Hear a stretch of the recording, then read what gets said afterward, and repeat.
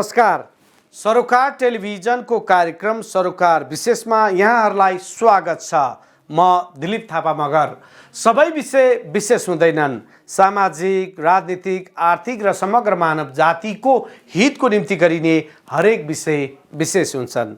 समाजको हितमा गरिने हरेक कार्यको सम्मान गर्दै समाजको हित विपदका कार्यको भण्डाफोर गर्ने विषयवस्तु सरोकार विशेषको प्राथमिकतामा पर्ने गरेका छन्। दर्शकहरू, आजको सरोकार विशेषमा प्रधानमन्त्री देउवालाई विश्वासको मत दिन दलहरूभित्र देखिएको विवाद र सप्तरीमा गाउँपालिका अध्यक्ष र उपप्रमुख प्रशासकीय अधिकृत बीचको मतभेदबारे चर्चा गर्नेछौँ।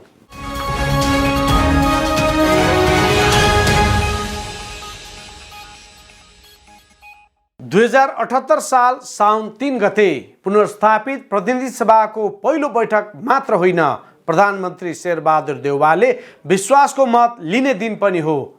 प्रधानमन्त्री देउवालाई विश्वासको मत दिन र नदिन विभिन्न राजनीतिक दलहरूबीच होड नै चल्यो। यतिसम्म कि कतिले त सांसद पदबाट पनि राजीनामा दिए।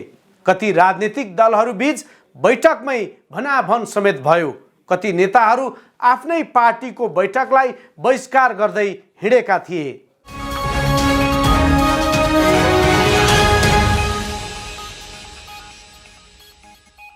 दुई हजार 78 साउन 3 गते संसद पुनर्स्थापना पछिको पहिलो बैठक मात्र होइन, प्रधानमन्त्री शेरबहादुर देउवाले संसदबाट विश्वासको मत लिने दिन पनि हो। राजनैतिक वृत्तमा प्रधानमन्त्री शेरबहादुर देउवालाई विश्वासको मत दिने र नदिने छलफल भइरहेको थियो। कति राजनीतिक दलहरू विश्वासको मत दिने पक्षमा त कति राजनीतिक दलहरू विश्वासको मत नदिने पक्षमा उभिएका थिए। नेकपा एमाले माधव नेपाल पक्षका सांसद र अध्यक्ष केपी शर्मा ओली पक्षका सांसद मात्र होइन, जसपाको महन्त ठाकुर पक्ष र डाक्टर बाबुराम भट्टराई र यादव पक्षका सांसदहरू पनि विभाजित भएका थिए। विश्वासको मत दिने कुरामा हाम्रो पार्टीले चाहिँ वर्तमान प्रधानमन्त्री शेरबहादुर देउवालाई चाहिँ विश्वासको मत दिने भनेर निर्णय गरेको छ। जतिजना हामी सिग्नेचर गरेर अदालतमा दिएछौँ त्योभन्दा बढी सङ्ख्या पाउनुहुन्छ। हिजोदेखि तपाईँहरू देख्नुभएको जो जसले सही गर्छ सबैमा विश्वासकै पत्ता भन्छ नि त। नगर्नेहरूलाई पो थियो, तर नगर्नेहरू पनि विश्वासको मत दिने हामीले सुनिरहेको छौँ। पावर सेयरिङको प्रमुख कुरो होइन, पहिले विश्वासको मत लिएपछि हामी छलफल गरेर अब त्यसमा पनि कुनै विवाद हुन्छ जस्तो मलाई लाग्दैन। र अलिकति हामी उहाँहरूको पनि पर्खिरहेको छ। माधवजीहरू के गर्नुहुन्छ, सरकारमा आउनुभयो भने त उहाँको लागि पनि त भाग दिनु पऱ्यो नि त। विश्वास मतको पक्षमा मतदान गर्ने निर्णय भयो। हामी चाहिँ के छ भन्दाखेरि धेरैजना हाल्दैछौँ, हाम्रो सङ्ख्याहरूमध्ये धेरै छ। यतिसम्म कि नेकपा एमाले माधव नेपाल पक्षका सांसद भीम रावलले त पदबाट राजीनामा समेत दिए।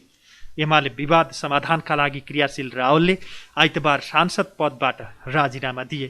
पछिल्लो समय प्रतिनिधि सभाको विघटनदेखि पुनर्स्थापना र प्रधानमन्त्रीले विश्वासको मत लिने अवस्थामा आइपुग्दा उच्च राजनैतिक नेतृत्व तहमा देखिएको अनियन्त्रित र चरम अनैतिक राजनैतिक स्वेच्छाचारी व्यवहार तथा देश र जनता र पार्टीको हितभन्दा निजी स्वार्थ, अहम, प्रतिशोधी र षड्यन्त्रकारी चरित्र एवं कार्य देख्दा देश र जनताको हितलाई सर्वोपरि सम्झिने जुनसुकै नेपाली नागरिकको मनमा घृणा उत्पन्न हुन्छ, रावलको राजीनामा पत्रमा भनिएको छ।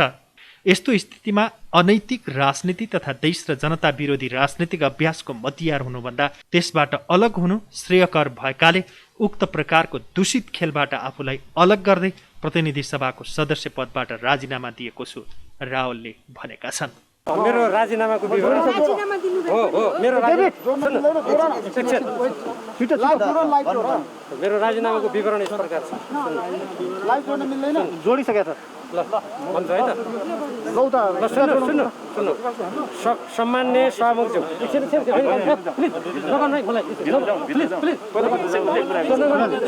पत्रकारलाई कुरा गर्नु है।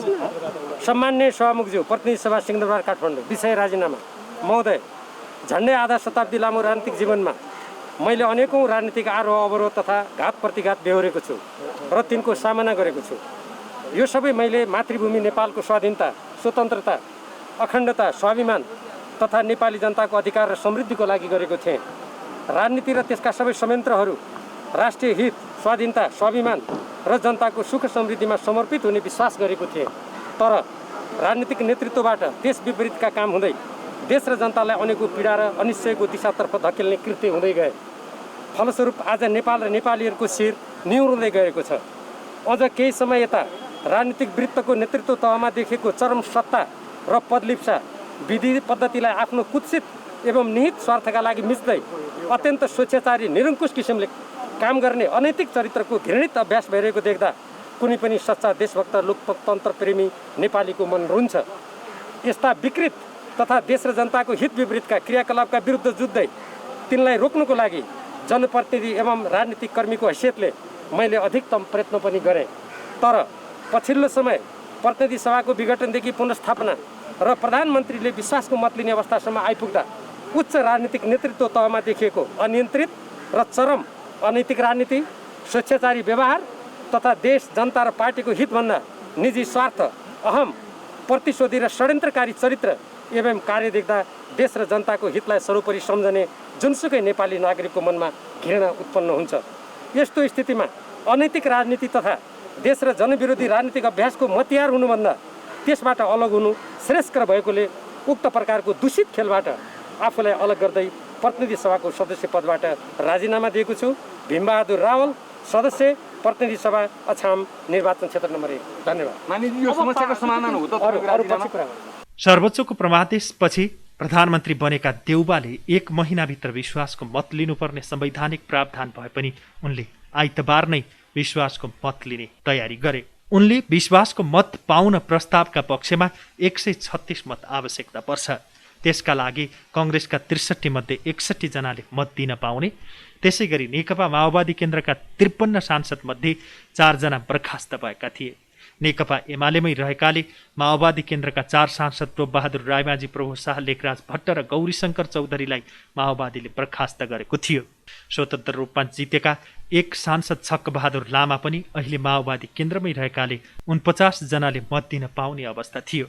जनता समाजवादी पार्टीमा जम्मा 32 सांसद रहेका छन्। 34 मध्ये 2 जना निलम्बित थिए। 32 मध्ये अधिकांश सदस्य डाक्टर बाबुराम भट्टराई र उपेन्द्र यादव पक्षमा रहेको जनाइएको छ। नेकपा एमालेका वरिष्ठ नेता माधव कुमार नेपाल समूहमा रहेका 23 सांसद मध्ये अधिकांशले संसद जोगाउन देउबाको पक्षमा मतदान गर्नुपर्ने निष्कर्ष निकालेका थिए। संसदमा तत्काल कायम संख्या 271 को बहुमत अर्थात् 136 मत देउबाले ल्याउनै पर्ने प्रावधान रहेको छ। नेकपा एमालेका प्रवक्ता प्रदीप ग्यावालीले वरिष्ठ नेता माधव कुमार नेपाल बेग्लै कोर्समा हिँड्न चाहेको प्रतिक्रिया दिए। प्रधानमन्त्री शेरबहादुर देउबालाई आफू एक्लैले भए पनि विश्वासको मत दिने बताएर नेपाल बेग्लै कोर्समा हिँड्न चाहेको प्रश्न भएको उनले तर्क गरे। पूर्व प्रधानमन्त्री समेत रहेका पार्टीका वरिष्ठ नेता माधव कुमार नेपालसँग पनि छलफल गरेका थियौँ। उहाँले एक्लै भए पनि प्रस्तावको पक्षमा मत दिने कुरा गर्नुभयो। उहाँको तर्फबाट विगतमा कार्यदलमा रहनुभएका साथीहरूले त्यो उचित नहुने र जे कुरा गर्दा नि संस्थागत निर्णयबाट गर्नुपर्ने कुरा राख्नुभयो, ग्यावालीले भने। तर उहाँले आफू अल्पमतमा रहेको कमिटीमा गएर त्यसको निर्णयलाई मान्न नसकिने तर्क गरेका थिए। ग्यावालीले देउबालाई विश्वासको मत दिनेलाई पार्टीमा कुनै ठाउँ नरहेको चेतावनी समेत दिएका थिए। पार्टीले आफ्नो निर्णय गर्छ, पार्टीको निर्णयको पालना गर्नु पार्टी नेता कार्यकर्ताहरूको कर्तव्य हो। त्यो निर्णयको अवज्ञा भयो भने स्वाभाविक रूपले पार्टीले तदनुरूप निर्णय गर्छ। हामीले छलफल गऱ्यौँ, त्यहाँ हामी जति थियौँ, आज हामी 9 जना थियौँ। 9 जना सबैको चाहिँ अभिमत पहिलो जे गर्ने हो संस्थागत निर्णय गरेर गर्नुपर्छ। एक्लै शेरबहादुर देउबालाई चाहिँ समर्थन गर्ने कुरामा हाम्रो सहमति हुन सक्दैन भन्ने कुरा साथीहरूले त्यहाँ बताउनुभयो। अब त्यो कुरालाई कार्यान्वयन गराउनको निम्ति उहाँहरूले प्रयत्न पनि गरिरहनु भएको छ। कति सम्भव हुन्छ थाहा छैन। कार्यदलमा चाहिँ पार्टीलाई एकताबद्ध बनाएर लैजानुपर्छ र यस्ता संवेदनशील विषयहरू जसले पार्टीको एकतामाथि गहिरो एउटा चाहिँ आँच पुर्याउन सक्छ, त्यस्ता कुराहरूमा चाहिँ व्यक्तिगत निर्णय स्वीकार्य हुन सक्दैन। प्रधानमन्त्री शेरबहादुर देउबाले आफूलाई विश्वासको मत दिन आग्रह गरेका थिए। प्रतिनिधि सभा पुनर्स्थापनापछि दोस्रो बैठकमा प्रधानमन्त्री देउबाले आफूलाई विश्वासको मत दिन संसदमा प्रतिनिधित्व गर्ने दल तथा सांसदहरूसँग विश्वासको मत मागेका थिए। संविधानको दिनमा भएको छ, संघीय लोकतान्त्रिक गणतन्त्रको स्थापना भएको छ। यसको संरक्षण र सुदृढीकरण गर्न हामी सबैको प्रयासबाट मात्रै सम्भव छ। बहुदलीय व्यवस्थामा फरक फरक विचार हुने, तिनका बिचमा प्रतिस्पर्धा हुने, स्वस्थ आलोचना प्रत्यालोचना हुने विषयहरू स्वाभाविक राम्रा कुरा हुन्, यी आवश्यक पनि छन्। तथापि हाम्रो केही साझा चुनौती, उद्देश्य र गन्तव्य छन्, जसका लागि हामीले सहायता गर्नुपर्दछ। कोभिड-19 हाम्रो लोकतन्त्रको चुनौती हो। गरिबी, बेरोजगारी, अशिक्षा जस्ता तमाम साझा समस्या छन्। नेपालको स्वतन्त्रता, सार्वजनिक सत्ता, भौगोलिक अखण्डता, स्वाधीनता, स्वाभिमान हाम्रा साझा विषय हुन्। नेपालको संविधानको संरक्षण, त्यसको असल कार्यान्वयन हाम्रो साझा गन्तव्य हो। सङ्घीय गणतन्त्रात्मक शासन व्यवस्थाको माध्यमबाट दिगो शान्ति पुरा गर्न हामी सबैको साझा उद्देश्य हो। यसका लागि हाम्रो बिचमा सहकार्य सहायता आवश्यक छ। सम्माननीय सभा महोदय, हामी सबैसँग आफ्नो अनुभव छन्। मान्य केपी शर्मा ओलीजीले विगत 3.5 वर्ष सरकारको नेतृत्व गर्नुभएको छ। उहाँले गर्नुभएका असल कामका लागि म धन्यवाद दिन चाहन्छु। उहाँको अनुभव हाम्रो लागि उपयोगी छ। प्रमुख प्रतिपक्षी दल नेकपा एमालेका नेता प्रदीप कुमार ग्यावालीले संसदीय राजनीतिमा विकृति दोहोरिएको उल्लेख गरे। प्रतिनिधि सभाको आइतबारको दोस्रो बैठकमा प्रधानमन्त्री शेरबहादुर देउवाले विश्वासको मतका लागि गरेका प्रस्तावबारे पार्टीका तर्फबाट धारणा राख्दै उनले विगतमा पनि नेपाली कङ्ग्रेस र एमालेका आफ्नै सांसदले मत नदिँदा ती पार्टी नेतृत्वका सरकार ढलेर संसदीय राजनीतिमा विकृति भित्रिएको स्मरण गरे। प्रश्न को सरकारमा गयो वा गएन भन्नेमा होइन, प्रश्न संसदीय प्रणाली बलियो भयो कि भएन भन्ने हो। उनले भने, संविधानको सर्वोच्चता, विधिको शासन, मानवाधिकार, शक्ति पृथकीकरण हामीले अवलम्बन गरेको जनताको बहुदलीय जनवादका अविभाज्य अङ्गहरू हुन्। कसैले कर गरेर लडाईँ जित्न नसकेर हारेपछि बाध्य भएर स्वीकार गरेका विषय होइन नि, हाम्रा कन्भिक्सनका कुराहरू हुन्। त्यसबाट जतिसुकै अप्रिय होस्, हामी सम्मानित सर्वोच्च अदालतका फैसलाहरूलाई मान्छौँ, त्यो कुरालाई स्वीकार गर्छौँ। तर आज हामीलाई चिन्ता, सम्मानीय सभा महोदय, लोकतन्त्र अडिएका पिलरहरू खल्बलिन थाले भन्ने कुरामा छ। लोकतन्त्रका पिलरभित्र एउटा महत्त्वपूर्ण पिलर शक्ति पृथकीकरणको सिद्धान्त अर्थात् नियन्त्रण र सन्तुलन हो। कुनै पनि लोकतान्त्रिक प्रणालीले सर्वोच्च अदालतले सिधै प्रधानमन्त्री तोक्ने कुराको कल्पना अपेक्षा गर्दैन।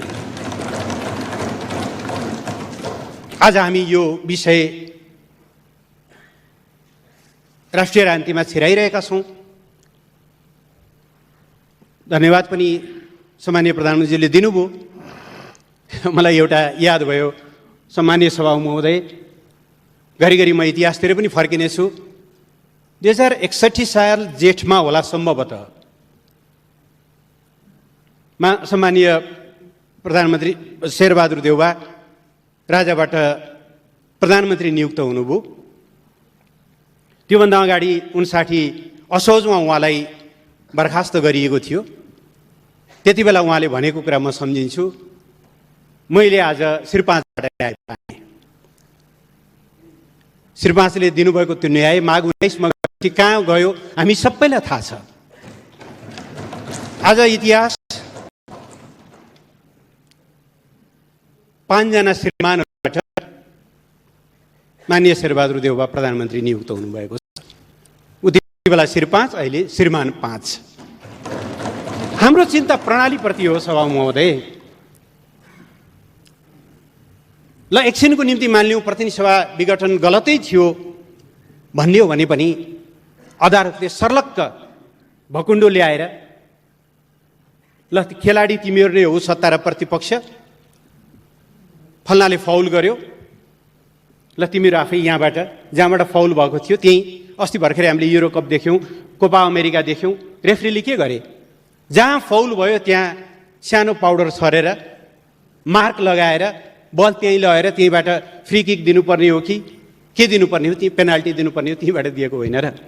नेकपा माओवादी केन्द्रका अध्यक्ष पुष्पकमल दाहाल प्रचण्डले 2/3 प्रधानमन्त्रीले पटक पटक संसद विघटन गर्ने र मुलुकलाई दुर्घटनामा धकेल्ने पहिलो पटक भएको आरोप लगाए।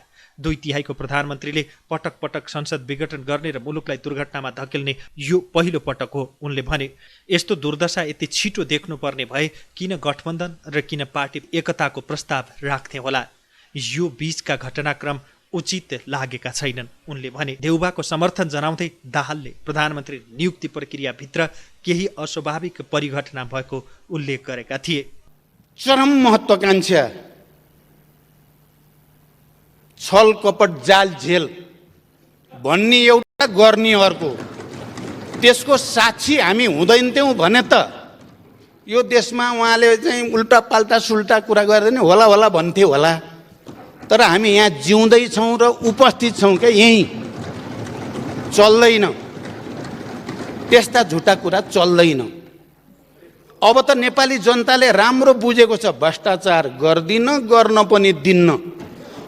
के को लागि त भ्रष्टाचारको ढाकछोप गर्नको लागि वाक्य रहेछ प्रधानमन्त्रीको भन्ने कुरा जनताले बुझिसके, त्यो पनि चल्दैन।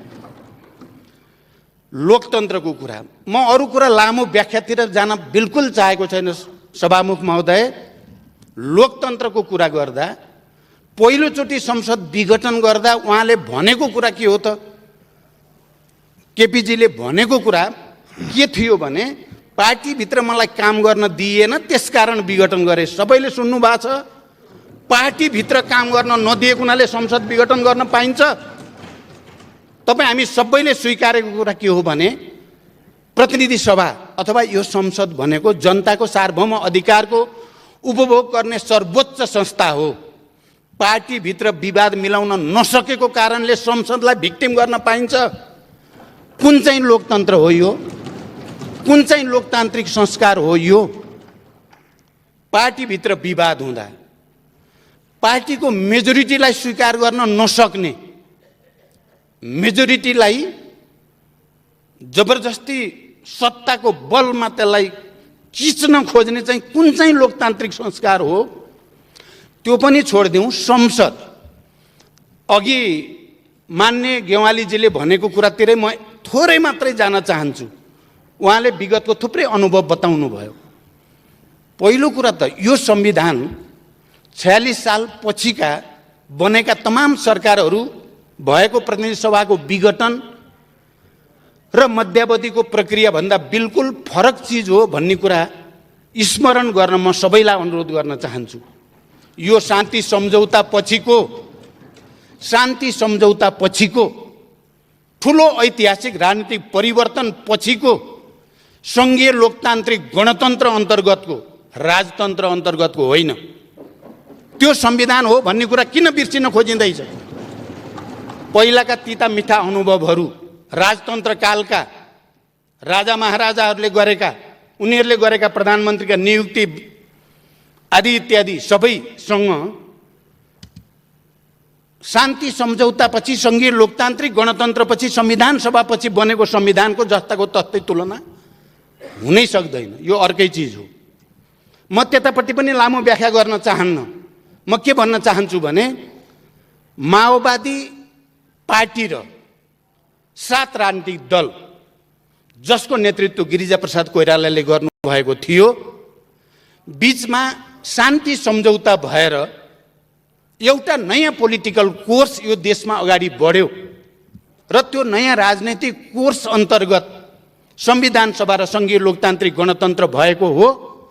र विगतका अनुभवहरू, विगतका अरू त भइहाले, 46 सालको ऐतिहासिक जनआन्दोलन पछिका सरकार बन्ने र भत्कने अनुभवहरूको शिक्षा लिएर नै सचेत रूपले तपाईँ हामी सबै होइन, अहिले जो साथीहरू बडो चिन्ता लाग्यो भन्नुभयो, ती चिन्ता गर्ने साथी पनि संविधान सभामा हुनुहुन्थ्यो होइन र? तपाईँहरू पनि संविधान बनाउनेमा सहभागी होइन र?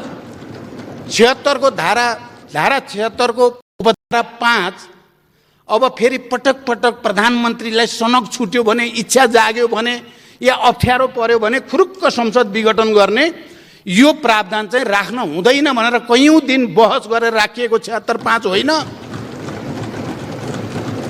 अनि तपाईँलाई यो 76(5) ले बडो त्यत्रो चिन्ता लागेको छ भने मान्य सदस्यहरूलाई म भन्न चाहन्छु, प्रतिपक्षी दलमा रहनुभएकालाई तपाईँको इमान्दारिता के हुन्थ्यो, तपाईँको लोकतान्त्रिक संस्कार के हुन्थ्यो भने संविधान संशोधन गरौँ। यो 76 को उपधारा 5 ले लोकतन्त्रलाई क्षति पुग्ने भयो भनेर तपाईँले कहिल्यै भन्नुभयो? प्रधानमन्त्री देउवालाई विश्वासको मत दिन जसपाका महन्त ठाकुरले समेत आह्वान गरेका थिए। बैठकमा बोल्दै अन्य राजनीतिक दलका नेताहरूले समेत प्रधानमन्त्रीको पक्षमा विश्वासको मत दिन आवाज उठाएका थिए। यसरी राजनीतिक दलहरू बीचमा विभिन्न अप्ठ्याराहरू आए पनि विरोध भए पनि प्रधानमन्त्री देउवाले विश्वासको मत लिएरै छाडे र 5औं पटक प्रधानमन्त्री बन्ने मौका मात्रै पाएनन्, कार्यकाल सफल बनाउने अवसर समेत पाए।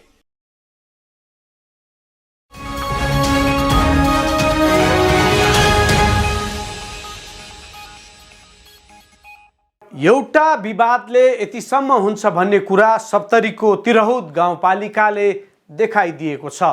गाउँपालिकाका अध्यक्ष तथा प्रमुख प्रशासकीय अधिकृत बीच विभिन्न निर्माण कार्यको भुक्तानी दिने विषयमा खटपट हुँदा 2 करोड भन्दा बढी रकम फ्रिज भएको हो। खटपट बढ्दै गएपछि कार्यालयको दैनिकी कामकाजका साथै विकास निर्माण कार्य समेत प्रभावित बन्न पुगेको जनाइएको छ। गाउँपालिकाका अध्यक्ष र प्रमुख प्रशासकीय अधिकृत रेणुका शाहबीच खटपट हुँदा प्रधानमन्त्री तराई मधेस समृद्धि कार्यक्रम तथा प्रदेश सरकारको सशर्त अनुदान तर्फको गरी करिब 2 करोड 50 लाख रुपियाँ फ्रिज भएको हो।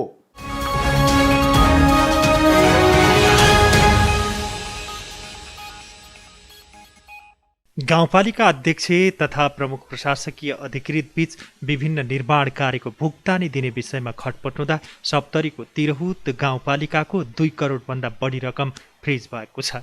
खटपट बढ्दै गएपछि कार्यपालिकाको दैनिक कामकाजका साथै विकास निर्माण कार्य समेत प्रभावित बन्न पुगेको छ। गाउँपालिका अध्यक्ष हेमन्त कुमार बहडखेर तथा 42 दिन अघि मात्र सप्तरीकै महादेवा गाउँपालिका कार्यालयबाट सरुवा भई आएकी प्रमुख प्रशासकीय अधिकृत रेणुका शाहबीच खटपट हुँदा प्रधानमन्त्री तराई मधेस समृद्धि कार्यक्रम तथा प्रदेश सरकारको सशर्त अनुदान तर्फको गरी करिब 2 करोड 50 लाख रुपियाँ फ्रिज भएको हो। गाउँपालिकाको विभिन्न ओडामा सञ्चालित सडक ढलान, माटो ग्राभेल विद्यालय र मन्दिर भवन निर्माण योजनाको काम बापत दिनुपर्ने भुक्तानी रकम फ्रिज हुँदा आफूहरू समस्यामा परेको भन्दै सम्बन्धित योजनाका उपभोक्ता समितिका पदाधिकारीहरूले गुनासो गरेका छन्। उनीहरूले प्रमुख प्रशासकीय अधिकृत शाहमाथि कारबाहीको माग गर्दै गाउँपालिका अध्यक्ष, उपाध्यक्ष तथा प्रमुख जिल्ला अधिकारी जयनारायण आचार्य समक्ष निवेदन पनि पेश गरेको उपभोक्ता समितिका अध्यक्ष रमानन्द चौधरीले बताए। ऋण कर्जा लिएर काम गरेको बताउँदै उनीहरूले काम गरे पनि भुक्तानी नपाउँदा मुखै देखाउन नसक्ने अवस्थामा पुगेको पीडा पोखेका छन्। आज हुन्छ, भोलि हुन्छ, पर्सि हुन्छ गर्दा गर्दै हिजो यहाँ आउनुभयो, हामी आउँछौँ भन्दा भन्दै कहाँबाट फुत्केर भाग्यो। हामी खेद्दा गयौँ राजव्यासम्म, तर मान्छे फेला परेन। भुक्तानी भएन, भुक्तानी भएको छैन। 20 लाखको योजना थियो। हजुर, कहाँबाट ल्याउनु पैसा काम गर्नुलाई? पैसा कहाँबाट? कर्जा उठाएर, ऋण कर्जा काटेर पैसा ल्याएर अनि आज चाहिँ मान्छेहरू टाउको फुटाल्छ, खै हाम्रो पैसा दिनुहोस्। कामदारहरूले अनि के गर्ने त? हामी त मारमा परेको छौँ। परदेशवाला पैसा हो, के गर्ने? हामी त पीडित भयौँ त, अब के गर्ने? त्यो मेरो काम 387 मिटर थियो। 387 मिटरमा त्यसले 4 से 1 मिटर हामी काम गऱ्यौँ। ठिक छ, आज मूल्याङ्कन गरिदिन्छु, आज बेलुकासम्म तिम्रो मूल्याङ्कन एस्टिमेट बनाएर म पठाइदिन्छु भन्यो। त्यसपछि के गर्यो, त्यहाँ हाम्रो फोन गरे, ल भोलि ल्याइदिन्छु, 31 गतेसम्म चेक भाँच्छ। हामी त्यसलाई भने 30 गतेसम्म हाम्रो चेक भाँच्छ, आज बनाएर दिनु, आज म पे एकाउन्ट लिएर दिन्छु। तर भन्यो त्यसले भन्यो ल ठिकै छ, आज होइन भोलि 31 गतेसम्म रेणुकाले भन्यो 31 गतेसम्म त्यो चेक भाँच्छ, कन्फर्म छ। तपाईँले मात्रै भनेर हुन्छ? तपाईँ मात्रै बुझ्नुहुन्छ कानुन? मलाई थाहा छ, म हाकिम हो, मलाई थाहा छ त्यो कुरा भन्नु। मैले चुप भइहालेँ। ल ठिकै छ, भोलि हुन्छ। भोलि आएँ, यता हामी अफिसमा आएर बसिरहेको छु बिल भर्खर सबै लिएर। त्यो चाहिँ ग्याप छ, हाम्रो एस्टिमेट पनि दिएन। पछि 2 बजे मलाई चन्दनले फोन गर्यो, ल ठिक छ तपाईँको एमबी बनिहाल्यो, तपाईँ मान्छे पठाइदिनु। म भनेपछि बजेट एस्टिमेट अनुसार तपाईँहरू काम गर्नुभयो, तर चाहिँ भुक्तानी भएन। भुक्तानी भएन हाम्रो। किन गरिदिएन भुक्तानी त्यो भन्नुहोस्? त्यो चाहिँ अब भन्यो 31 गते गरिदिन्छु, 31 गते चेकै गरेन, कसरी गरिदिन्छ? त्यो अब के भयो, त्यसको समस्या अफिस पनि आएन, मोबाइल स्विच अफ गरिहाल्यो। त्यति हो। हमरा सब बल्कि पहिला घर से लगा हाम्रो के छिए साफे गरीब जे मन के कुछ आवश्यकता नहीं है ते 4.5 लाख टका कर्जा उठा के मंदिर बना के जते कहल के ओते बना के फिट का देलिए। तकर बाद 10 दिन से दौड़े छिए, अब दिया सब लेबर मिस्त्री सब जान मारी छै, घर जाइ छिए घर बाली खाइ ले टाल दै छै, घर पढ़े छै, लेबर मिस्त्री दुआर पाबै छै, हमरा कोनो धन संपत्ति नहीं छै। आ कहल के मंदिर बना अपन गाँव के रहे तो बन गए, भोटाई जयंती बनबो नहीं करती, अब बन गए कहलिए बजट देते, लेकिन अखन तक 1 टका नहीं देने से सब बात कहे छे। 15 दिन से दौड़ दौड़ इतना आबै छे, कहे छै आया मन अनगमन टोल जबरदस्त ठप ना कहै छै हमर चेक करू जे काम भेल से टका दियो, करत करत में जे छै आब ये कह हां जेबै हम जाने नहीं। उपभोक्ता समितिको दबाव तथा कार्यालयको कामकाज समेत प्रभावित बन्दै गएपछि शुक्रबार पहड खेरले कार्यालयमै पत्रकार सम्मेलनको आयोजना गर्दै प्रमुख प्रशासकीय अधिकृत शाहका कारण यस्तो समस्या उत्पन्न भएको आरोप लगाएका छन्। विभिन्न सम्पन्न भएका योजनाहरूको पनि उपभोक्ता समितिलाई भुक्तानी नदिएका कारण 2.50 लाख रकम फ्रिज हुन पुगेको र उपभोक्ता समिति मारमा परेको उनको गुनासो छ। प्रशासकीय अधिकृत शाह विभिन्न बहाना बनाई नियमित रूपमा कार्यालयमा नआउने तथा फोन गर्दा पनि नउठाएको उनको भनाइ छ। भुक्तानी रोकिएका योजनाहरूको निर्माण कार्य पनि सम्पन्न भएको दाबी गर्दै उनले प्राविधिक सहितको टोली लिएर अनुगमन गर्न सञ्चारकर्मीहरूलाई आग्रह पनि गरे। उपभोक्ता समितिलाई भुक्तानी दिने मामिलामा प्रमुख प्रशासकीय अधिकृतको नियत ठिक देखिएको छैन। उनले भने विभिन्न पखेटा झिकेर गाउँपालिकालाई विवादमा तान्ने काम भएकाले अविलम्ब उनको सरुवा गरिनुपर्छ। 30 गते कसैले पेमेन्टै नदिइकन सिधै चाहिँ मोबाइल स्विच अफ गरेर घरतिर बसिदियो। त्यस पछाडि हामी चाहिँ जिल्ला प्रशासनमा गएर पनि निवेदन दिए र जुन आज हामी चाहिँ पत्रकार सम्मेलन गर्दैछौँ। कति बजेट खास गरेर चाहिँ निकासा हुन बाँकी रहेको छ? अब हाम्रो गाउँपालिकाको जुन बजेट छ त्यो त छ, प्रदेशका बजेट लगभग 2.5 करोड जति होला, प्रदेश र केन्द्र मिलाएर। गाउँपालिका कति छ? गाउँपालिका त होला 4-5 करोड गाउँपालिकाको पनि होला। अब गाउँपालिकाका यस्ता छ धेर कामहरू चाहिँ चालु अवस्थामा नै छ, त्यसले हामी चाहिँ अलियामा नै राखिदिन्छु भनेर विचार गरेका थियौँ। तर गाउँपालिकाको बजेट जुन हाम्रो चाहिँ गाउँपालिकामै रहिरह्यो, अब प्रदेश र केन्द्रका जुन बजेट हाम्रो चाहिँ फ्रिज भएर गएको छ। अब यसमा अब त्यो पैसा कसरी आउँछ त हामीलाई? अब त्यसमा हामी चाहिँ लागि परेका छौँ, किनभने काम सुसम्पन्न भइसकेका छ, ठेक्का बिल पनि दिइसकेका छ। गाउँपालिकाको बजेट कति थियो? गाउँपालिकाको बजेट यथार्थ भन्नु पर्यो भने गाउँपालिकाको बजेट पेमेन्ट लिनुपर्ने 2.5 करोड जति छ र प्रदेश र केन्द्र मिलाएर 2.5 करोड उठाएको पनि छ। गाउँपालिकाकी उपाध्यक्ष तीर्थमाया खत्तेओले पनि प्रमुख प्रशासकीय अधिकृत शाहकै कारण सम्पन्न भएको योजनाको भुक्तानी रोकिँदा कार्यालयमा गुनासो गर्न आउनेहरूको भिड बढेको र हल्लाले गर्दा कार्यालयको काम समेत अस्तव्यस्त बन्न पुगेको बताइन्। उनले उपभोक्ता अनुगमन समितिको संयोजक रहने व्यवस्था भए पनि अनुगमनमा प्रमुख प्रशासकीय अधिकृत शाहले आफूलाई बेवास्ता गरी एक्लै अनुगमनमा जाने गरेको सुनाइन्। यता प्रमुख प्रशासकीय अधिकृत शाहले आफूमाथि लगाइएको आरोप अस्वीकार गर्दै आरोप निराधार रहेको बताएकी छिन्। प्रक्रिया पूरा गरी सम्पन्न भएको योजनाको मैले भुक्तानी रोकेको छैन उनले भनिन्। अधुरो योजनाको पनि पुरै भुक्तानी मागेपछि मैले असहमति जनाई भुक्तानी चाहिँ रोकेको हो उनले भनिन्। गाउँपालिकामा सञ्चालित केही योजनाको अनुगमनमा जाँदा उपभोक्ता समितिका केही पदाधिकारीहरूले समेत आफूलाई असहयोग गरेको बताउँदै उनले भनिन्, काम पूरा नभइकन पुरै भुक्तानी दिनका लागि म माथि धम्क्याउने काम समेत भएको छ। आफू आएको केही दिन मात्र भएको र वस्तुस्थिति नबुझिकन भुक्तानी दिँदा आफू पनि फस्ने कुरा राख्दा गाउँपालिकाका प्रमुख उपप्रमुख समेत आफ्नो विपक्षमा लागेको उनको आरोप छ।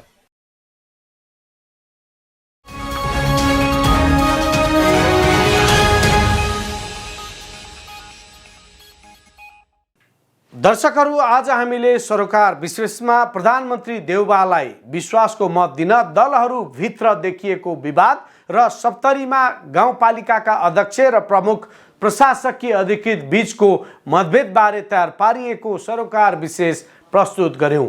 कार्यक्रम सरोकार विशेषमा हामी समाजका तीता मिठा यथार्थबारे जानकारी दिन उपस्थित हुने गर्छौं। आजलाई कार्यक्रम सरोकार विशेष यति नै। सम्पूर्ण युनिटलाई बिदा दिनुहोस्।